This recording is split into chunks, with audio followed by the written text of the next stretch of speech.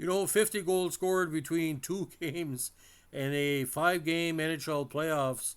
You don't see it now, but you saw it back in the 1980s. So what we're looking at today, ladies and gentlemen, one of the weirdest first round series in NHL history. It was the Clarence Campbell Conference first round series between Edmonton-L.A.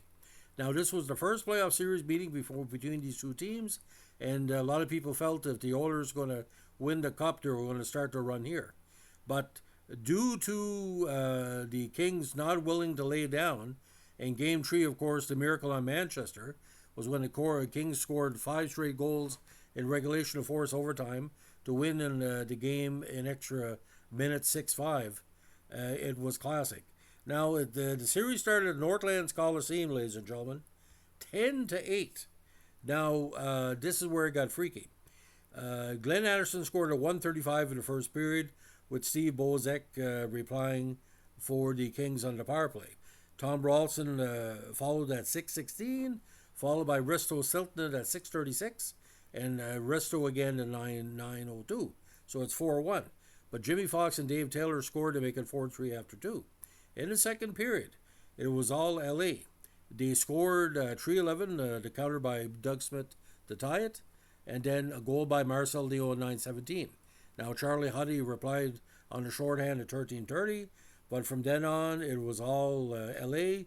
Dion scored his second at 14:17. Daryl Evans, remember that name, scored at 15 minutes.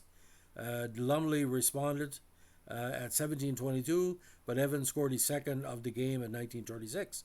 So at this point, ladies and gentlemen, it's 8-6. Wayne Gretzky scores at 10:20 to make it 8-7. Then Matty Hagman at 12:20 is 8-8. But the key of the Triple Crown line, Charlie Simmer scores at 14:56, and then Bernie Nichols empty net his first of the series at 19:08. Mario Lessard may have stopped 25 shots, while Grant Fuhrer only made 25 saves on 34. Now, Game 2 was pretty well a defensive effort. Edmonton won in overtime. Now, Pat Hughes opened the scoring for Edmonton in the first, but Bernie Nichols and Daryl Evans replied for the visitors. Yuri Corey tied it at 15:06, with Gretzky scoring at 6:20 at the first overtime to take the victory. Mario Lessard was the big goalie in the night with 43 stops. Now, the miracle on Manchester, this was all Edmonton until Gary Unger took a really bad 5-minute major. Messi scored at 10:39 to open the scoring of the first, followed by Gretzky at 19:23 under shorthand. Fogland then scored in the shorthand the second period, 43 seconds, followed by Risto's third of the series at 5:15, then Gretzky on the power play. But here's what happened in the third period. Jay Wells at 2:46, Doug Smith at 5:58, Charlie Simmer at 14:38, Mark Hardy at 15:59, and with 5 seconds left on the power play, Steve Bozek tied it. And of course, Evans put the Oilers out of misery in the first overtime with the 6-5. Now, Edmonton rebounded again in Game 4 to tie it. This was a defensive effort again. Curry opened the scoring, Marcel Dion opened the scoring at 5:27, with Curry scoring at 10:18 to make it 1-1. And Pat Hughes and Anderson scored for Oilers, leading 3-1 after 40, with Mike Murphy, his first of the postseason, making it 3-2. Now, here it gets freaky again. After 10-8, you figure, hey, you're not going to see another shootout, but here we go. First period was 5 goals between both teams.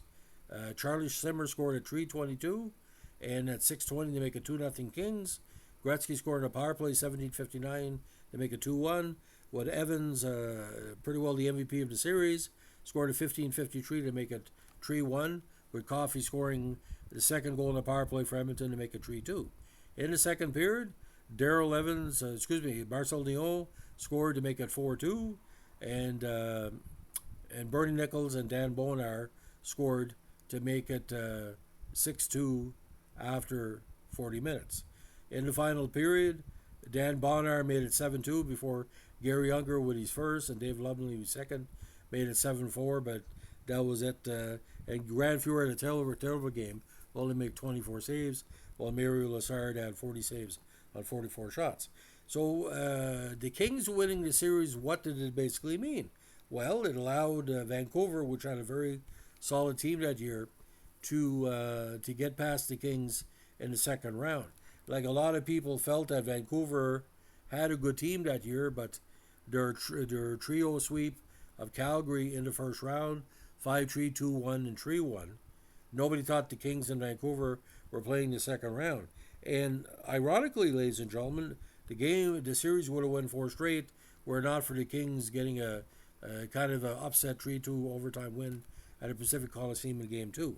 From then on, it was all Vancouver winning 4-3, 5-4, and 5-2.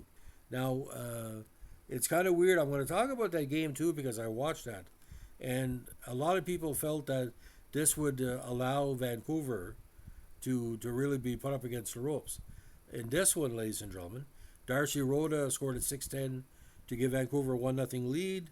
Dave Taylor, with his second, scored at 50 seconds of the second, followed by Stan Schmiel 11:24 after Marcel Dion scored. So it's 2-2 after the first.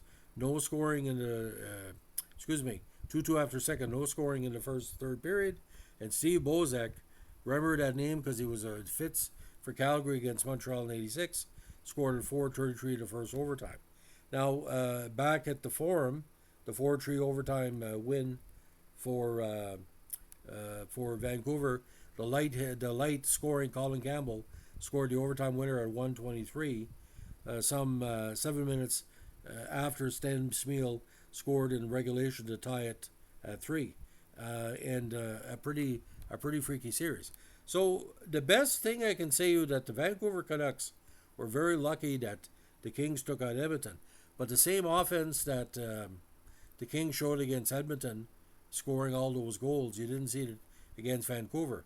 I think King Brodeur was basically strong enough on the power play, strong enough on defense to keep it going for the hometowners.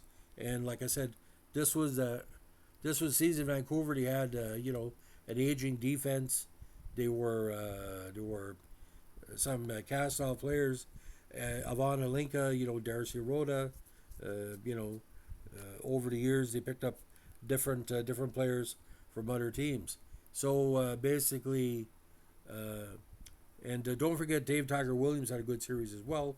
And this is the season for Ivan Boldarev showing some good leadership, especially in the fourth game against the Kings. So and of course Darcy Rhoda was there too, and Kurt Fraser. So ladies and gentlemen, it just shows you a team filled with 20 goal scorers can play better defense against a team that has 4 50-goal scorers. Edmonton, that was just a terrible defense in '82 throughout the season, and he paid for it against the Kings. So, ladies and gentlemen, if you like what we're doing here with our playoff recaps, let us know with a like, comment, subscribe, or share. Watch out for the heat. It's 44 degrees Celsius with the humidity here in New Brunswick. I feel like baking and eggs frying in the pan. Hope it's cooler for you. We're all hoping for Friday because that's supposedly when the heat dome is ending. Thanks for listening. Bye.